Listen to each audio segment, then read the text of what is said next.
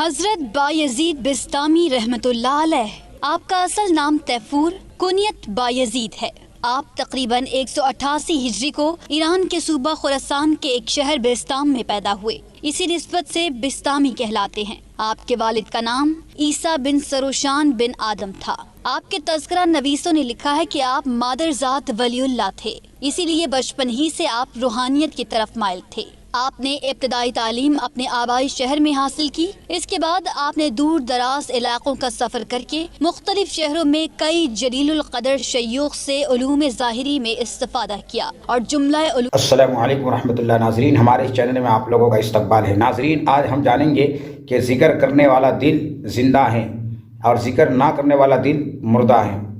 کن کن مسلمانوں کا دل مردہ ہو چکا ہے اور کن کن مسلمانوں کا دل زندہ ہے، آج ہم اس ویڈیو کے اندر جانیں گے۔ ویڈیو کو مس نہیں کرنا ہے، آخر تک ویڈیو کو دیکھنا ہے۔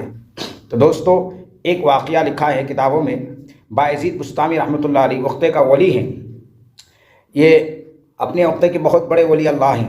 ان سے ملاقات کرنے کے لیے ایک شخص بہت دور دراز سفر سے ان کے پاس آنا چاہتے ہیں ملاقات کرنے کے لیے۔ یہ شخص سفر سامان تیار کرتا ہے اور سفر شروع کرتا ہے۔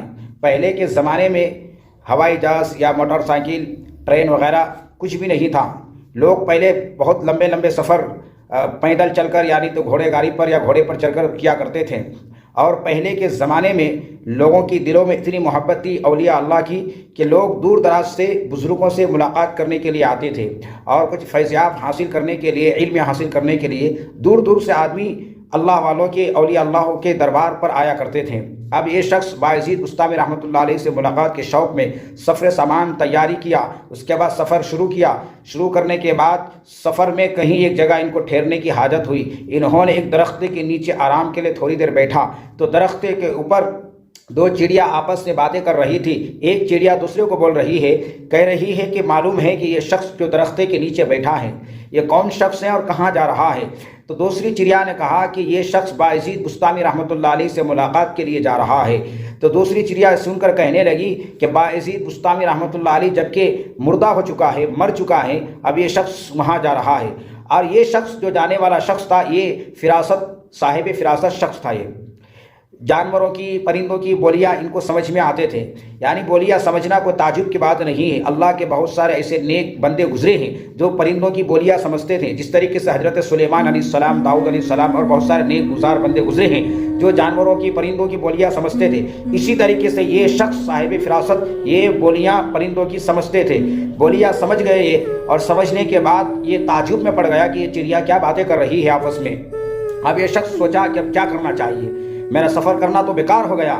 میں جس شخص سے ملاقات کرنے کے لیے اور جس فیضیاب کو میں حاصل کرنے کے لیے سفر شروع کیا ہوں، مگر وہ سفر کے لیے جس شخص کے لیے میں جا رہا ہوں وہ شخص مر چکا ہے۔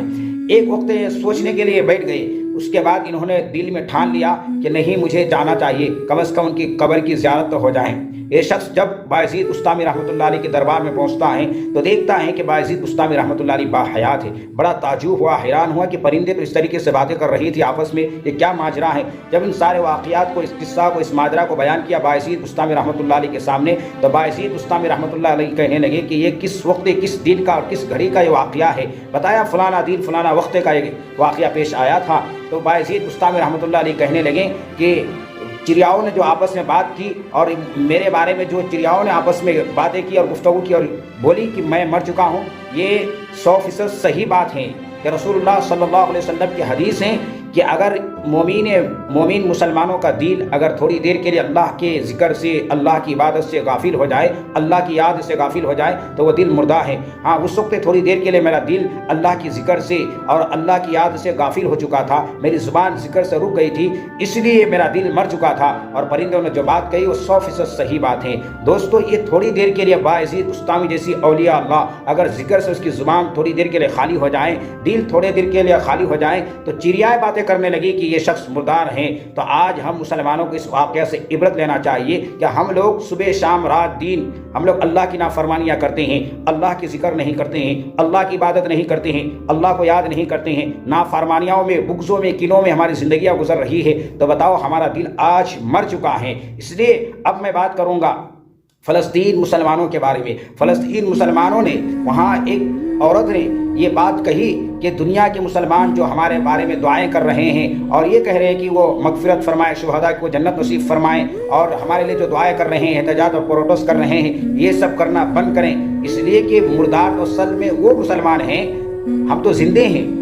دعا نہیں کی جاتی ہیں، دعا تو ان لوگوں کے لیے کی جاتی ہے مردار لوگوں کے لیے. آج دنیا کے تمام مسلمان مر چکے ہیں، دنیا کے تمام حکمران کی دل مر چکا ہے، اس لیے آج فلسطینیوں کے کوئی ساتھ دینے کے لیے تیار نہیں ہے. دوستو، اس واقعہ سے آپ کتنا عبرت حاصل کر رہے ہیں، کتنا آپ کو یہ اچھا لگا ہے، ضرور آپ ہمارے چینل کو سبسکرائب کر دیجئے، لائک، کمنٹ، شیئر اور فالو کرنا مت بھولیے گا. السلام علیکم ورحمۃ اللہ.